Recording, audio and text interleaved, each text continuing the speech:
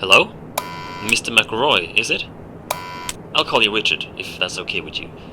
I'd like to welcome you to Wario's fast food factory, Richard. Oh, I'm James, by the way. Nothing special about me that you need to know, really. I like to code video games as a hobby. Although I'm unsure if I'm really good at coding video games, at least I love doing it, you know? And I've always wanted to be part of something big. Something that affects people, you know? I hope I can put my video game coding to good use one day. But I was fortunate to be one of the minds behind the reopening of this factory here. That's something I'm very happy about. But anyway, enough about me. Welcome to Wario's Fast Food Factory, a place with a dark past and a bright future, as we like to say. It's back in business, much thanks to your father, in fact, who invested so much and really kickstarted this entire reopening. The original owner, Wario, hence the name Wario, of course, he died 7 years ago, you see, back in 2007. Tragic stuff. This factory closed off then following that tragic event, as you may know, but now it's back in business. It grew popular due to a unique secret recipe for fast food that Wario used, so you bet we're using the very same one. Now, you've been hired as a night guard in the factory. The job is quite simple. Be glad you're not here during the day shift, I tell you, where all the machines have to be operated and all that stuff. All you really have to do is to keep an eye on things. It sounds vague, I know, but it's not that much more to it, really. You're currently sitting in the main office of the factory, and seeing as the place hasn't been used for many years, we cannot know for sure just how functional the old machinery is yet. Has everything remained intact? It's hard to say. That's why you need to remain in your office and watch over the factory, using some brand new security cameras we've installed. Straight from Secure Incorporated. Just open up the pad you've been given and have a look around. Just make sure everything looks okay, pretty much. You only have so much power at your disposal at night, however. Try not to use all of it. Having that camera pad open drains some of that power, but even worse is the door to your left and the control room window to your right. As you've probably seen, we have installed some buttons you can use for each one of them. The red buttons will bring down strong metallic doors, and the white buttons will trigger lights in the respective doorways. Keeping these doors down drain quite a lot of power, as do having the door lights active. Please only use these when you need to. When would you need to, you might wonder?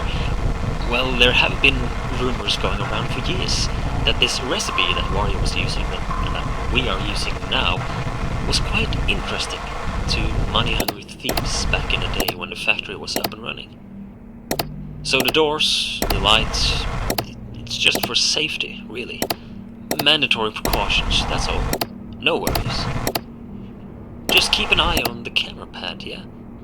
Otherwise, you should be good, I think, yeah. We are very excited for this new era of the Wario's brand. So, have a good night, Richard, and I'll give you a call tomorrow.